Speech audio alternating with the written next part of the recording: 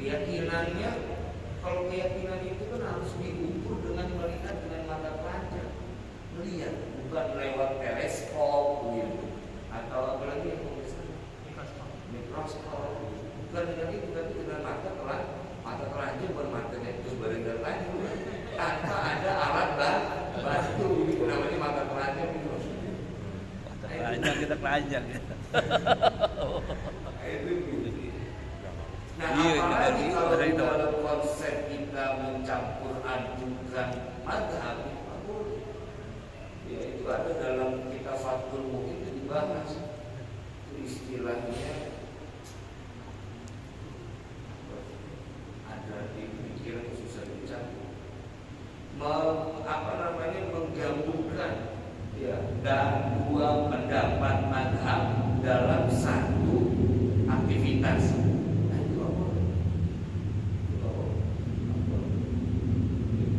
Contoh tayamumnya bukan pakai tayamum Imam Syafi'i, tapi sholatnya pakai sholat Imam Syafi'i. Itu masing-masing imam gak ada yang mau berjamaah. Itu makanya jangan main enak di dalam, harus paham secara utuh bagaimana cara bermainnya mazhab yang lain dalam hal ini. Maksudnya cara bermain SOP-nya gitu ya, standar operasionalnya bagaimana dalam tayamum dalam mazhab ini. Nah maka gak ada yang mau dan gak ada yang mau bertanggung jawab. Ya selama ini kita pernah ada yang namanya kodok gitu. Tapi harus dikodok karena sholat kita hanya dihormati waktu. Saya pun begitu kan, kemarin ini pulang saya dari Jawa itu jam 8 malam. Dari sana jam 8 nyampe di Pulau Gebang itu setengah 10. Nah itu subuh saya minta sama subuh. Dia berarti dulu dia kita normal dong. Saya kalau nggak sholat, maaf Pak, nggak bisa. Saya kasih uang pokok gitu. Maaf Pak, nggak bisa. Nanti aja boleh sampai di Pulau Gebang. Ya udah kita saya sholat di bis tanpa tayamum, tanpa wudu, menghadapnya pun bukan ke arah barat. Karena kalau pulang itu kan arahnya ke timur. Kan begitu. Kalau barat kan apa kalau dari ke barat? Dia betul ke barat kalau ke Jakarta. Nah terus saja itu saya sholat. Saya nyampe di Pulau Gebang, kan biasanya kalau tukang dorong itu kan ada orang Madura. Biasanya ngomong Madura, kalau saya paham. Saya ngomong Madura, bahasa Indonesia. Saya titip ini, saya mau sholat sebentar. Udah saya sholat di masjidnya di Pulau Gebang di subuh jam 10 pagi. Kodok jadwalnya. Kenapa? Karena itu dihormati waktu. Saya keadaannya merusak syarat dan merusak rukun saat itu. Ya saya sholat, saya titip barang saya. Ya kalau yang berharga saya tahu apa itu. Cuma oleh-oleh gitu ya kayak perdu sampai saya taruh di situ. Itu begitu saya sholat. Habis itu baru pesan grab saya. Nah itu maksudnya harus dikodok. Nah kodok ketika kita masih dalam keadaan musafir itu juga masih boleh untuk dijamak. Itu begitu. Boleh untuk dijamak. Contoh kita pulang kampung gitu ya, meninggalkan dua waktu sholat zuhur dan asar atau maghrib dan isya. Berangkatnya sore jam 5, nyampainya sebisa jam 8 ya, atau sebisa nyampainya subuh. Nah berarti meninggalkan sholat kita. Maka ketika nyampe di tujuan, sebelum kita sampai kepada rumah, itu kita masih boleh mengkodok dalam keadaan menjamak dan mengkosor. Begitu menjamak maghrib dan isya dan mengkosor sholat isya menjadi 2 rakaat. Nah di stasiun kita nyampe, kita sholat subuh adaan. Nah itu begitu maksudnya. Kalau nanti, nah kan kita jalan jam 5 dari sini. Kalau yang saya bilang kalau kita jalan perjalanan 10 jam, kan itu kita melewati hampir 3 waktu. Dari mulai, kalau saya biasanya berangkat tuh dari maghrib sampai ketemu pagi. Ya udah yang dikodok apa yang sholat yang dihormati waktu ya itu dikodok. Itu yang dikodok.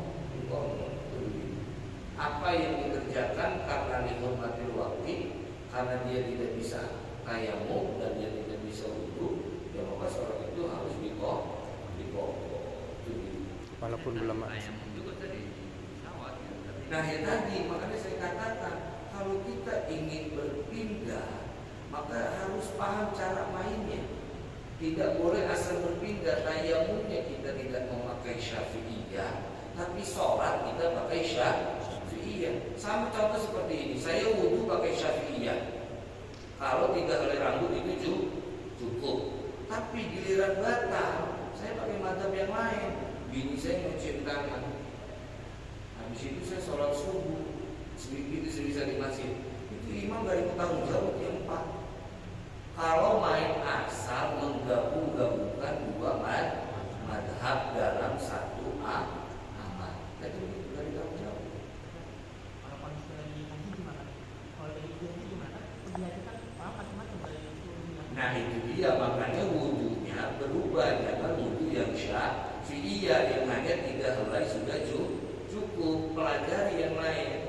Makanya pentingnya semisal manasik, pentingnya itu mengajarkan tadi, mengajarkan wudhu yang bagaimana menyentuh perempuan itu tidak ajarkan cara wudhunya bagaimana. Jangan wudhunya pakai Syafi'iyah, wudhunya pakai Hanafiyah begitu. Ya. Nah itu nggak bisa. Ya, itu disebut dengan menggabungkan 2 madhab dalam 1 perbuatan. Tadi kita colek-colek. Nah itu tadi wudhunya jangan pakai wudhu Syafi'iyah, tapi pakai wudhu semisal Malikiyah atau Hanafiyah yang mana menyentuh perempuan itu tidak batal. Jadi jangan main asal mudah. Itu jarang Ustaz diajarin wudhu Hanafiyah, Malikiyah itu. Itu seharusnya diajari Ya, dari orang-orang nggak yang ada. asing. Iya. Makanya kan ilmu itu menjadi wajib. Sebenarnya ilmu ini semuanya tidak menjadi wajib. Menjadi wajib kalau itu sudah ada kewajiban pada diri. Contoh, duit banyak, belajar ilmu zakat. Jangan duit banyak ogah belajar ilmu zakat. Itu begitu. Ya, awalnya itu ilmu itu awalnya fardu kifayah. Semisal satu kampung udah belajar. Semisal kalau ilmu itu fardu ain. Kalau 1 pulau jahit nggak ada yang, cuma ada 1 yang bisa baca kitab, terus dosa yang lain. Kan begitu. Makanya ilmu itu fardu kifayah. Tapi kalau sudah menjadi kebutuhan buat dirinya, ilmu itu menjadi fardu ain. Contoh kayak tadi, udah jadi orang kaya, fardu ain buat belajar ilmu zakat. Itu begitu. Mau berangkat umroh, dia fardu ain bagi dia harus tahu apa syaratnya, apa rukunnya, apa wajibnya, apa yang haram saat dia ihram. Itu begitu. Kan orang-orang banyak yang melanggar. Kadang saking panasnya tanah haram, kepalanya ditutupin begitu. Padahal nggak boleh. Itu maksudnya menjadi fardu ain begitu. Orang mau berangkat haji harus paham bagaimana rukun syarat yang pernikahan haji, bagaimana caranya wukuf begitu, mabit di Muzdalifah, di Mina, terus bagaimana jumroh, ada ula, wusto, akobah. Itu harus tadi itu harus paham.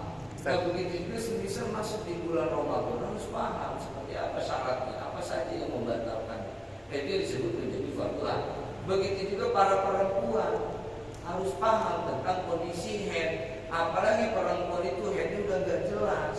Nah itu diajarkan dalam fikih perempuan. Kan perempuan itu disebutnya ada perempuan yang mutamayyizah, ada perempuan yang mutahayyirah.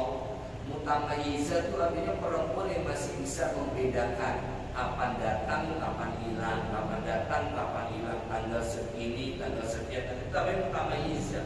Ada perempuan yang mutahayyirah. Mutahayyirah itu artinya udah bingung. Oh saya tambah sekarang kok berhenti, kok keluar darah lagi. Nah ini harus tahu perempuan. Fardu ain. Setidaknya laki-laki yang harus belajar untuk mengajarkan perempuan. Nah itu begitu maksudnya.